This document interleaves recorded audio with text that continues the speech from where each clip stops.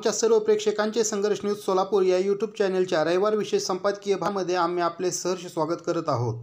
आम्ही प्रत्येक रविवारी सामाजिक कार्य, शैक्षणिक कर्तृत्व आणि सामाजिक कार्यात विशेष उल्लेखनीय कार्य करणाऱ्या विशेष व्यक्तिमत्वाची मुलाखत घेत असतो। सदरील कार्यक्रमामधील मुलाखतीमध्ये जर मुलाखत देणाऱ्या कोणत्याही व्यक्तीने टीका टिप्पणी अथवा कोणावरही आरोप लावले असता त्या सर्व वक्तव्यास ते व्यक्ती स्वतः जबाबदार असेल व या सर्व बाबींची संघर्ष न्यूज सोलापूर चॅनेलने मुलाखत देणार संपूर्ण कल्पना दिल्यानंतरच आम्ही सदरील भाग प्रसारित करत आहोत।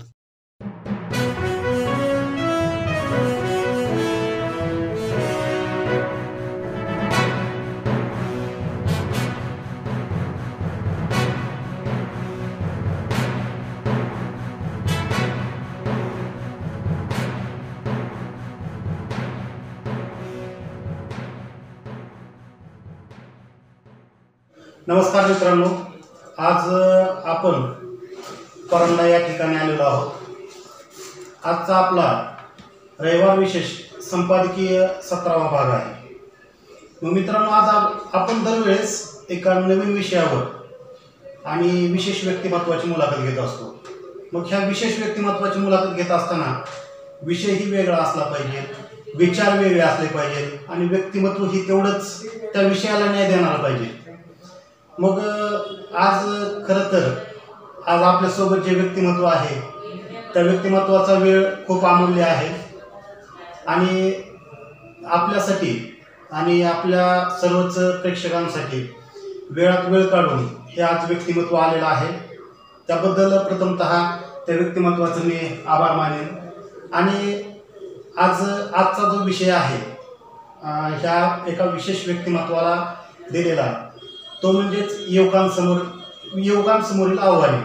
तर मित्रांनो, हा विषय देण्याचं एकच कारण आहे की व्यक्तिमत्व खूप मोठं आहे, उद्योजक आहे, संघटक आहे आणि एक दिशानिर्देशक असं कर्तृत्व असं ह्या व्यक्तिमत्वाचं आहे। मग मित्रांनो, आज ह्या व्यक्तिमत्वाची ओळख करून देत असताना मला अत्यंत आनंद होत आहे की त्यांचं नाव एक आदरानं घेतलं जातं आणि सहसा सांगायचं झालं तर शिवरायांची एक पदवी म्हणू शकतो आपण, शिवश्री। ही शक्यता अशा सामान्य व्यक्तीला तर कोणी देत नाही आणि असं कोणी लावून घेत नाही, ती जनता बहाल करते अशी एक पदवी एक साहेबांना दिली जाते सर्वसामान्यांकडनं, एक आपला माणूस म्हणून। तर त्यांचं नाव सुद्धा घेताना प्रथमतः आदरानं घ्यावं लागेल शिवश्री रामचंद्र भगवान पवार साहेब, जे युवा उद्योजक आहेत आणि आत्ताच तुम्हाला ज्या प्रकारे मी सांगितलं एक संघटक, तर त्यांची एक संघटना आहे छत्रपती संभाजीराजे प्रतिष्ठान। ही एक महाराष्ट्रातील नामांकित आणि सामाजिक संघटना की ह्या संघटनेला कोणताही राजकीय गंध नसलेली किंवा त्यामध्ये कोणतीही राजकीय रेलचेल नसलेली, फक्त समाजासाठी आणि समाजातल्या एक वेगवेगळ्या प्रश्नांवर चांगल्या प्रकारे समाजाला न्याय देणारी एक संघटना म्हणून नावारूपास सध्याला येत आहे। अशा या संघटनेचे हे एक आधारस्तंभ आहेत, सर्वेसर्वा आहेत। आणि खरं तर त्यांना दुसरी एक उपाधी दिली जाते, जे त्यांना म्हटलं जातं की आपल्या हक्काचा माणूस आहे, शेतकरी पुत्र आहे। तर आज ह्याच आपल्या हक्काच्या माणसाकडे आज आपण त्यांचे विचार जाणून घेण्यासाठी आलेलो आहोत। नमस्कार सर। नमस्कार सर। आज आमचा रविवार विशेष संपादकीय 17वा भाग आहे। आम्ही प्रत्येक रविवारी एका विशेष व्यक्तिमत्वाची मुलाखत घेत असतो। प्रथमतः तुम्ही आम्हाला तुमचा अमूल्य वेळ दिला त्याबद्दल आपला आभारी आहे। आणि सर, आता आम्ही तुमचे विचार असतील आणि तुमचं कार्य असेल, कारण की तुम्ही उद्योजक आहात, संघटकही आहात, एक समाजापुढे एक आदर्श निर्माण करणारे एक व्यक्तिमत्व आहात। तर समाजामध्ये वावरत असताना प्रत्येक व्यक्तीला, युवकाला एक समस्या भेडसावत असते की पाल्यांना समस्या असते की जो माझा मुलगा आहे तो नोकरी कधी लागेल, कुठला तर उद्योगधंदा करेल। मग हाच या अनुषंगानेच आज आपण हा युवकांसमोरील आव्हाने हा विषय ठेवलेला आहे। तर मी प्रथमतः आमचे प्रश्न तुम्हाला विचारत असताना मी तुम्हाला एक पहिला प्रश्न विचारेन की तुमच्या दृष्टिकोनातून जो आजचा भरकटत चाललेला जो युवक आहे त्याच्या प्रामुख्याने त्याच्या समोरील कोणती आव्हाने की तुम्ही सांगाल किंवा स्पष्ट कराल? मी पहिल्यांदा तुमचे धन्यवाद मानतो, कारण एक सामान्य माणूस ते माझा हा प्रवास. मी उद्योजक नाही हे पहिलं तुम्हाला सांगतो. का उद्योजक हा पार्ट वेगळा आहे आणि माझा पार्ट हा वेगळा आहे. मी पोरांना पण सांगतो की बऱ्याच वेळा किती उद्योजक वगैरे का टाकू नका, शेतकरी पुत्र टाका. उद्योजक हा असा विषय आहे वेगळा आणि शेतकरी पुत्र हा विषय वेगळा. आपण शेतकऱ्यांची मुले. उद्योजक मला म्हणलेलं मला थोडंसं हे वाटतं, तर चला आता एक पहिला मी म्हणतो उद्योजक म्हणजे कसं की माझी जी टीम आहे, माझे जे वर्कर लोक आहेत, ह्याचं सगळं श्रेय मी त्यांना देतो. त्यांनी नेमलेला एक प्रमुख मी उद्योजक नाही, माझ्या टीमने नेमलेला एक मी मॉनिटर आहे, कॅप्टन आहे आणि मी ते कॅप्टनचं काम करत चालतो. आणि कॅप्टनचं काम करता की तुम्ही म्हणला बरंचसं की तरुण मुलांचा एक भरकटत चाललेला विषय, तरुण मुलांचा एक आव्हान, तर त्यांच्या पुढे एक आव्हान असेल मेन म्हणजे रोजगार निर्मिती. सगळ्यात मोठा तरुणांच्या पुढे पडलेला प्रश्न म्हणजे प्रश्नचिन्हच आहे. रोजगार निर्मिती हा सगळ्यात मोठा प्रश्न. आणि रोजगार निर्मिती कशी करायची ह्याचं प्रशिक्षण आपल्या इथं आहे, पण त्याचा काही लोक फायदा करून घेत नाही. दुसरी गोष्ट की तरुणांकडे सहनशीलता, नम्रता, संयम, बिझनेसमध्ये संयम लागतो. उद्योगधंद्यात संयम पाहिजे. आत्ताच्या युवा पिढीला असं फास्ट पाहिजे, लवकरात लवकर कमाई करता पाहिजे की. आणि शॉर्टकट कसे पैसे मिळते, कारण का आपला उद्देशच तो आहे आपल्या प्रतिष्ठानचा की मुलांनी बिझनेस केला पाहिजे. आज अशी परिस्थिती ग्रामीण भागात, तुम्ही जर एखाद्याला म्हणले का 15 लाख रुपये भरायच्या तर तुला सरकारी नोकरी लागते 10,000ची, तुम्ही 15 लाख रुपये गोळा करून देऊ शकता. पण तुम्ही बिझनेस टाकायचा 5 लाख रुपये द्या म्हणलं तर 5 लाख रुपये व्यवस्था होत नाही.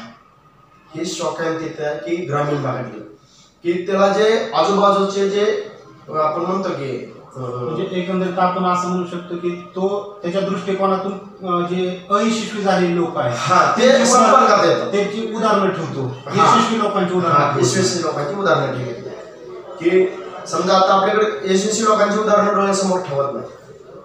दुसरी गोष्ट असं येते की त्यांचं मग त्यांना काय होतं की निगेटिव्ह करणारीच लोक जास्त करतात. काय रे तूच राहिला आता बिझनेस करायचा, त्याचा बिझनेस लॉसमध्ये गेला, ह्याचा बिझनेस लॉसमध्ये गेला, ते लॉसच सांगणार, यशस्वी झालेले सांगत. आणि माझं एक मत आहे प्रमाणे की तरुण मुलांनी वेळात वेळ काढून जेवढे मार्गदर्शन आहेत व्यावसायिक ते अटेंड करावे. रोजगार निर्मिती कशी करावी, नोकरीच्या मागं न लागता शिक्षण तुम्ही 100% घेतलं पाहिजे. शिक्षण घेतल्यानंतर उद्योगधंदे कसे करायचे ह्याचं शिक्षण घेणं खूप गरजेचं आहे. आणि माझं मत आहे बिझनेस एवढे पैसे कशातच नाही, उद्योगधंदे एवढे. तर आता एक तुम्ही चांगल्या प्रकारे सांगितलं युवकांनी उद्योगधंद्याकडे वळलं पाहिजे. स्वतःचा उदरनिर्वाह असेल, कुटुंबाचा असेल, ते आपली पूर्ण परिपूर्ण होऊ शकतो. पण सर आता आपल्या इथे जे युवक आहेत ते स्वप्न पाहतात कुठेतरी एक अधिकारी होण्याचं, उद्योजक होण्याचं. मग हे स्वप्न पूर्ण करत असताना कुठेतरी त्यांच्या मनात हताशा येते, निराशा येते. ते पूर्ण होण्याआधीच ह्या गोष्टी होतात. तर ते नेमकं काय त्याचं काय तुम्ही स्पष्टीकरण करा. पहिले एक मुद्दा लक्षात ठेवायचा, तुम्ही अधिकारी व्हायची स्वप्न 100% बघितले पाहिजे. पण मी त्याच्यात बसू शकतो का, त्या रेंजला मी अभ्यास आहे का, माझं नॉलेज आहे का त्या रेंजचं, माझी कॅपॅसिटी काय. स्वप्न 100% बघितले पाहिजे. स्वप्न बघितल्याशिवाय माणूस मोठा होत नाही. पण मी ते परीक्षा देऊ शकतो का, त्या परीक्षेत मी किती अभ्यास करून पुढे जाऊ शकतो, मी किती त्याच्यात गुण घेऊ शकतो, की मी माझी रेंज ओळखली पाहिजे की मी कुठपर्यंत हे स्वतःची कॅपॅसिटी कॅपॅसिटी बघितली पाहिजे प्रत्येकाने. की कॅपॅसिटी बघितली काय होतं की मला मस्त अधिकारी होईल, मला पण वाटत होतं माझ्या आईचा अधिकारी व्हायला पाहिजे मला पण मी 10वीला मला 38% मार्क, मी कसा आईचा अधिकारी होईल. मी कुठंतरी मुनीम होईल, मी कुठंतरी कुणाचं तरी लिपिक होईल, मी काहीतरी करेन, मी आईचा अधिकारी कसा होईल. नाही होते स्वप्न बघा 100% बघा स्वप्न, पण आपण त्या ह्याच्यात बसतो का ते मुलांनी आधी पाहिलं पाहिजे. मग एकंदरीत त्या स्वप्नांचा पाठलाग करण्यासाठी त्यांनी कितपत असा प्रयत्न कितपत केला? नाही कष्ट केले पाहिजेत खूप. दुसरी गोष्ट संयम पाहिजे आणि त्या दृष्टिकोनातून त्यांनी त्या पटीत तेवढी कष्ट घेतली पाहिजे. म्हणजे कमी जरी आळे असले तरी कॅपॅसिटी कमी असली तरी आपण प्रयत्नांची पराकाष्ठा वाढवली पाहिजे. कारण तुम्ही कष्ट वाढवले पाहिजे, कष्ट वाढवल्याशिवाय होणार नाही होणार. उद्योजक जे युवक आहेत, बरेच युवक आहेत जे उद्योजकतेकडे वळण्याचा प्रयत्न करत आहेत, तर त्यांच्यासाठी तुम्ही काय सांगाल? म्हणजे जे मध्येच हताश किंवा निराश होतील, आता हा जो तुम्ही तुम्ही म्हणताय ते बरोबर आहे. प्रत्येकाला उद्योजक होऊ वाटतंय, प्रत्येकाला बिझनेसमॅन होऊ वाटतंय. बिझनेसमध्ये संयम, कष्ट आणि प्रामाणिकपणा ह्याला खूप महत्त्व आहे. आणि तुमची क्वालिटी, तुम्ही जे काम करताय ती क्वालिटी खूप महत्त्वाची. कुठलंही काम असू दे तुमचं, तुम्ही भाजीचा धंदा असू दे, तुम्ही स्वच्छ भाजी विका, प्रामाणिक, कष्ट, जिद्द आणि संयम हे गोष्टी पाळणं खूप बंधनकारक आहे उद्योगधंद्यामध्ये. आता त्याच अनुषंगाने मी तुमच्यासाठी विचारू इच्छितो की तुमची काय स्वप्न होती? माझी स्वप्न आता तुम्ही सांगितले 38% तुम्हाला होते, मग कधी तुम्हाला अधिकारी व्हावं वाटलं का, किंवा एखादं उद्योजकच होण्याचं स्वप्न होतं तुमचं? नाही, माझा एक असा उद्देश होता की जे कुटुंब असतात की माझ्या हाताखाली म्हणा किंवा मी त्यांचा उदरनिर्वाह करेन, की मी 10 कुटुंब, माझ्या एक पहिल्यापासून उद्देश होता की माझे 10 कुटुंबाचा मी उदरनिर्वाह करेन, की जेणेकरून ते माझ्याकडं काहीतरी सांभाळतील माझ्या कंपनीतला पार्टनर. मला त्याच्यात जास्त आनंद वाटतो की माझ्याकडे 4 लोक एक्स्ट्रा आली पाहिजे. माझा उद्देशच पहिल्यापासून आहे की उद्योगधंदा करताना तुम्ही किती कुटुंबांना रोजगार देता, तुमच्याकडे किती स्टाफ आहे, त्याच्यात तुम्ही उद्योजक. पण सर आता तुम्ही संघटक आहात, अभ्यासक आहात, उद्योजक आहात, आणि तुम्ही आता मी उद्योजक म्हणणार नाही, कारण की तुम्ही सांगितले की मी उद्योजक न म्हणता मला शेतकरी पुत्र म्हणत जावं म्हणतो, त्यामुळे मी उद्योजक न म्हणता तुम्हाला शेतकरी पुत्र म्हणेन. मग आता तुम्ही ह्या सर्वच बाबीतून समाजामध्ये वावरत असताना चांगल्या प्रकारची तुमची ओळख आहे, सामाजिक कर्तृत्व आणि नेतृत्व संघटनेच्या माध्यमातून तुम्ही निर्माण केलेलं आहे. तर याविषयी तुम्ही युवकांसाठी या माध्यमातून एक कशा प्रकारचे दिशानिर्देश किंवा माहिती द्या?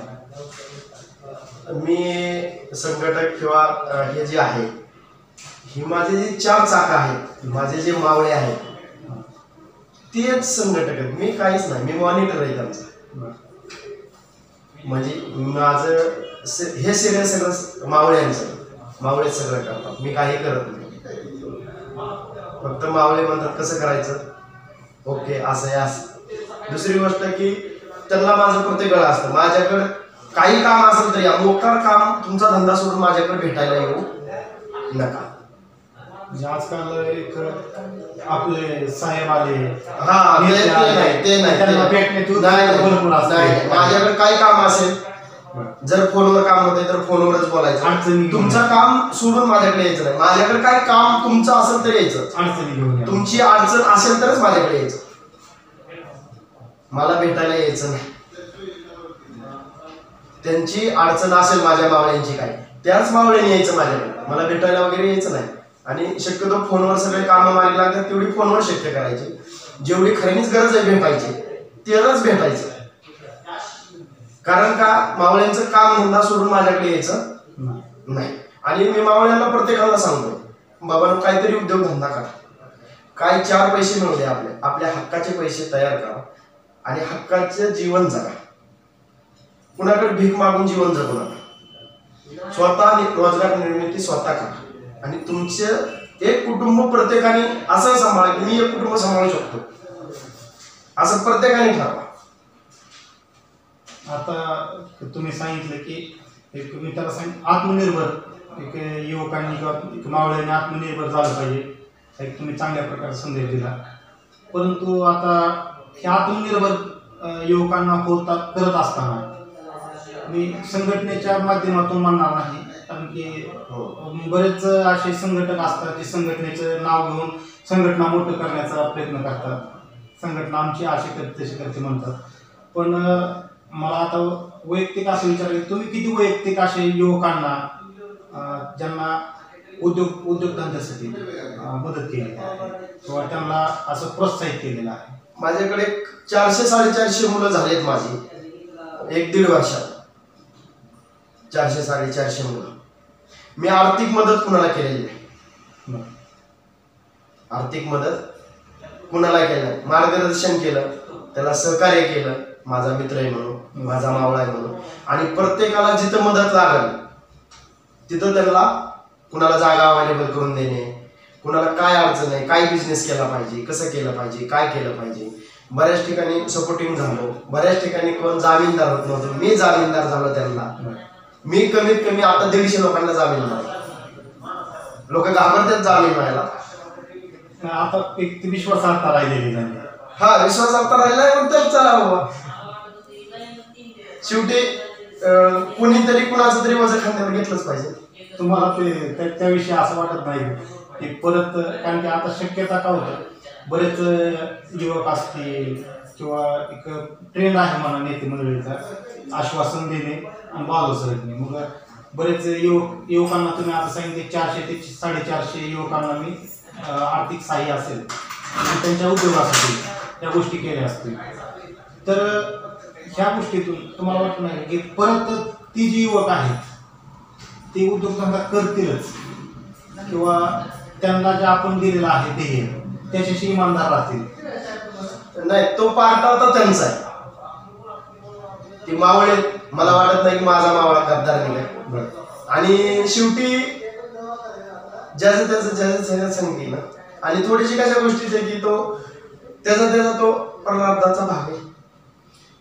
पण तुम्ही एक उद्योजक आणि युवक या दोन्हीचं विश्लेषण कशा प्रकारे करता?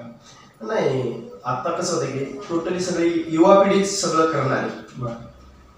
टोटली तुम्ही बघा आताचं सगळं जे वातावरण आहे ते युवा पिढीवर सगळा बदल होऊ शकतो आणि युवा पिढीच बदल करणार आहे.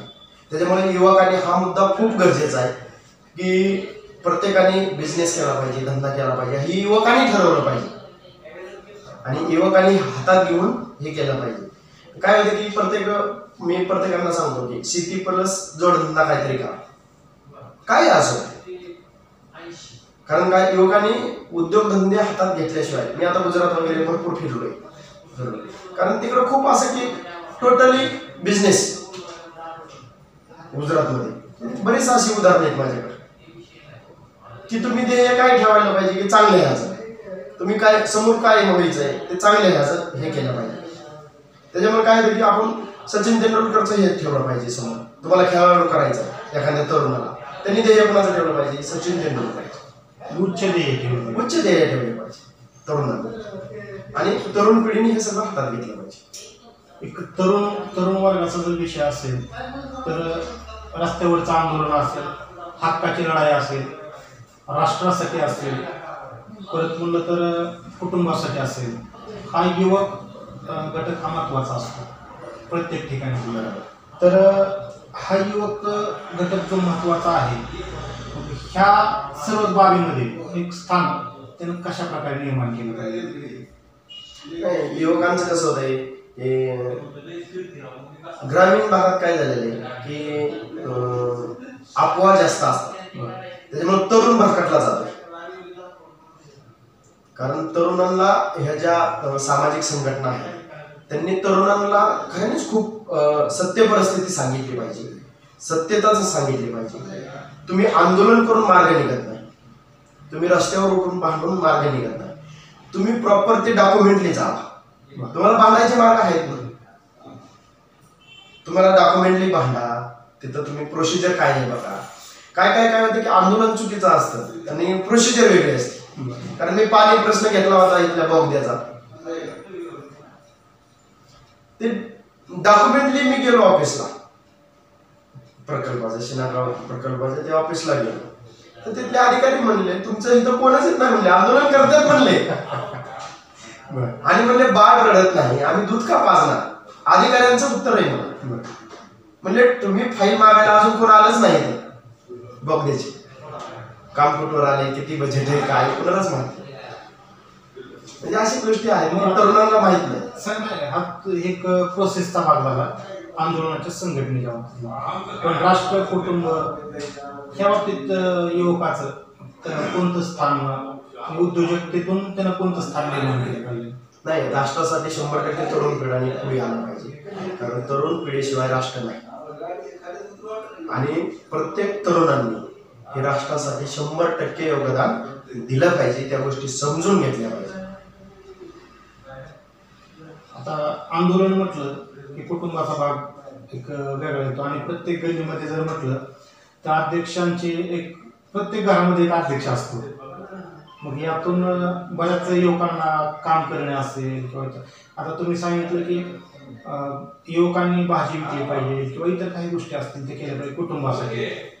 मग अशा युवकांसाठी तुम्ही कोणता संदेश द्याल? कुटुंबासाठी प्रत्येक कुटुंबातल्या व्यक्तीला किंवा कुटुंब प्रमुखांनी पहिले ते डिवाइड करून दिलं पाहिजे काम. तू हे कर, तू ते कर, ते कर. प्रत्येक कुटुंबातली एक जबाबदारी दिली पाहिजे आणि त्या जबाबदारीची जाणीव पाहिजे त्याला.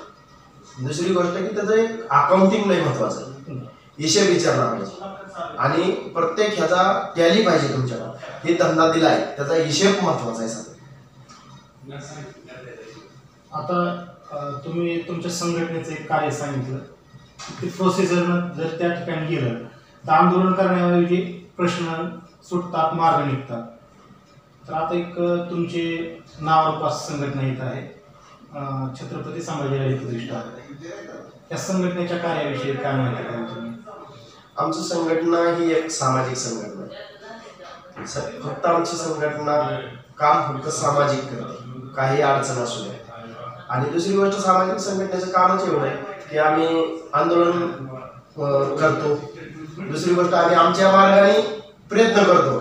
शेवटी नाही झालं तर संघटना कशी ती मावळे, त्या मावळ्यांचं पण काही गोष्टी ऐकावं लागतात, मग मावळे आंदोलन करतात. मग आमचं कसं प्रोसिजर आहे, आमच्याकडे टीम आहे, एक डॉक्युमेंटली काम करणार आहे आणि डॉक्युमेंटली काम करणाऱ्याला जर ते प्रकरण हे होत नसेल तर मावळे मग रस्त्यावर होतात.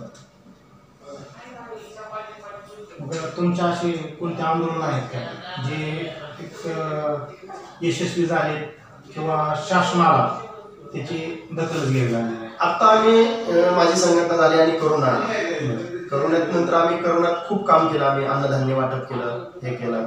दुसरी गोष्ट असं की आम्ही भांडगावचा एक पूल होता, पूर्ण असं स्टील दिसत होतं त्याच्यात. हमीभाव केंद्र शेतकऱ्यांच्या हक्काचं हमीभाव केंद्र पूर्ण महाराष्ट्रात आहे आणि परंड्यात नव्हतं, उस्मानाबाद जिल्ह्यात होतं आणि परंड्यात नव्हतं.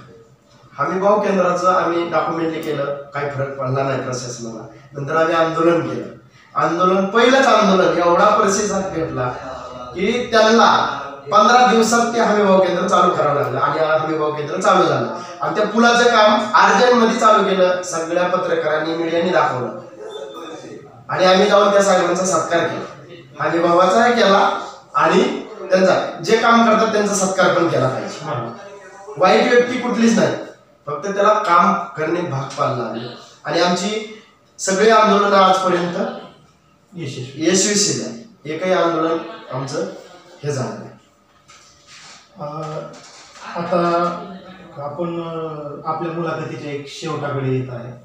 तर तुम्ही युवकांना जे आता नवीन स्वप्न पाहत आहेत, उद्योजक अधिकारी होण्याचे किंवा एक वेगवेगळे त्यांचे प्रत्येकाचे स्वप्न वेगवेगळे असतात.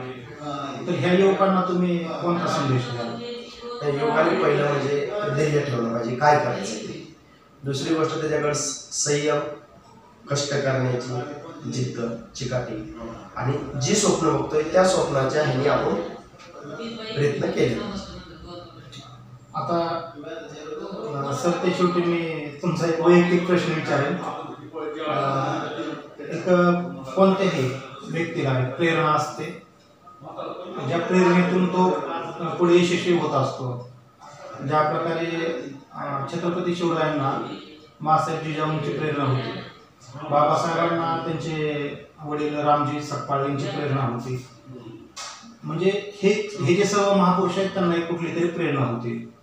तशा प्रकारे तुम्हाला तुमची प्रेरणा आणि तुमचा जो आतापर्यंतचा जो इतिहास आहे, शिवश्री लोकांनी शिवश्री म्हणणे एक पदचा किंवा एक संघटक, एक शेतकरी पुत्र, ह्या इथपर्यंतचा एक प्रवास तुम्ही थोडक्यात कशा प्रकारे मांडाल? मी पहिलं म्हणजे कसं की आईवडिलांना खूप मानतो आणि छत्रपती संभाजी महाराज मी ध्येय समोर ठेवले की स्वामी विवेकानंद.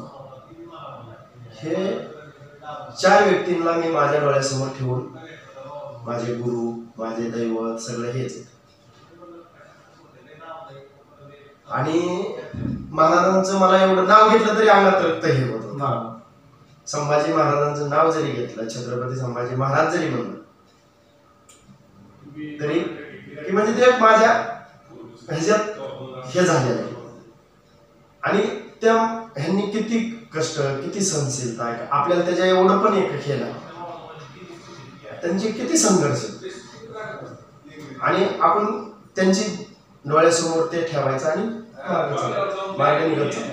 तुमच्या या यशस्वीचा एक प्रवास 1-2 मिनिटात सांगितला तर बऱ्याच युवकांना आणि बऱ्याच तरुण युवक आहेत त्यांच्यासाठी एक प्रेरणेचा ठरेल. त्यामुळे एक तुमचा संघर्षाचा जो प्रवास आहे, संघर्ष प्रवास म्हणजे असं की मी वडापाव विकायला होतो हडपसरला, 150 रुपये पगार, गाडी तळावर होतो.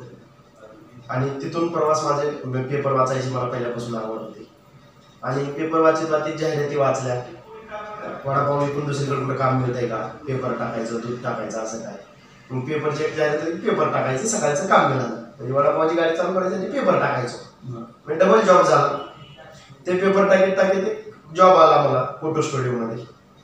मग फोटो स्टुडिओमध्ये कामाला गेलो. फोटो स्टुडिओमध्ये जॉब करत परत 2-3 वर्षानंतर की आपला स्वतःचा बिझनेस चालू करावा. स्वतःचा बिझनेस चालू केला, 2 मुलं हाताखाली कामाला ठेवली. नंतर मग मला दोस्ती मित्राची लय आवड आहे. मी ते जात पात काही मानत नाही. मी दोस्त मित्रासाठी किती वेळ काढतो. घरच्यांना वेळ देणार नाही पण मित्राला वेळ देणार. आणि मला मित्रांनी खूप सहकार्य केलं आणि मला मित्रांचाच आशीर्वाद, पाठिंबा, माझे प्रमुख तेच आहेत. सगळं श्रेय माझ्या दोस्तीला जातं. तर मित्रांनो, हे शिवश्री, आता त्यांचं पुढचं नाव नाही घेणार कारण की एक त्यांना त्यांच्या पदवीनंच बोललं तर एक योग्य ठरेल असं समजेल मी. शिवश्री पवार साहेब आज आपल्यासोबत चर्चेसाठी होते. ज्यांनी युवकांसमोरील आव्हाने, मग उद्योजकता असेल, शैक्षणिक असेल किंवा आंदोलन असेल, कौटुंबिक असेल, राष्ट्रासाठीचं असेल, युवकांचं प्रत्येक ठिकाणचं योगदान असेल, या बाबतीत सरांनी महत्त्वपूर्ण असं मार्गदर्शन या भागामध्ये केलेलं आहे. ज्यांनी त्यांचं आणि शेवटला आपण त्यांना विचारलं की तुमचा इथपर्यंतचा जो प्रवास आहे संघर्षाचा, तो प्रवास नेमका तुम्ही कसा केलेला आहे. त्यावेळेस त्यांनी एक वडापाव विकण्यापासून, पेपर टाकण्यापासून, फोटो स्टुडिओमध्ये काम करण्यापासून ते आता ह्या स्टेजपर्यंत एक स्वतःला साहेब म्हणून घेणे किंवा सर म्हणून घेणे, हा जो प्रवास आहे हा खूप मोठा प्रवास आहे आणि खूप पल्ल्याचा प्रवास आहे. आणि साहेबांनी मला सांगितलं की संयम आणि चिकाटी ह्या 2 गोष्टी असल्या पाहिजे. म्हणजे काही युवकाने स्वतःमध्ये सूत्र बांधले पाहिजे, संयमची काठी, त्या सर्व गोष्टी ज्या आहेत जर युवकांनी स्वतःमध्ये जर बांधवल्या तर अवश्यच कोणत्याही क्षेत्रामध्ये युवक कमी पडणार नाही. अशा प्रकारचं एक साहेबांनी एक चांगल्या प्रकारचं विधान केलं आणि युवकांना सुद्धा त्या बाबतीत आव्हान केलेलं आहे. तर आज मित्रांनो, हा तुम्हाला भाग कसा वाटला याविषयी नक्कीच खालील कमेंट बॉक्समध्ये तुमच्या प्रतिक्रिया कळवा. आणि साहेबांनी आज त्यांचा जो अमूल्य वेळ आहे, कारण की मी प्रथमतःच सांगितले की साहेबांना वेळ नसतो, त्यांचा प्रत्येक क्षण हा एक वडापाव विकण्यापासूनचा हा वेळ आहे, जो आता वेळ नाही आहे, जो आता वेळ नाही, पण आपल्यासाठी त्यांनी वेळात वेळ काढला. आणि ही एक प्रेरणा आहे मित्रांनो, जे तुमच्यासाठी आणि प्रत्येकासाठीच ही प्रेरणा एक कुठंतरी यशस्वी होण्याची आहे. आणि त्यांच्या ह्या संघर्षाला, त्यांच्या विचाराला आणि त्यांच्या कार्याला आपण संघर्ष न्यूजच्या माध्यमातून शुभेच्छा देऊया. धन्यवाद.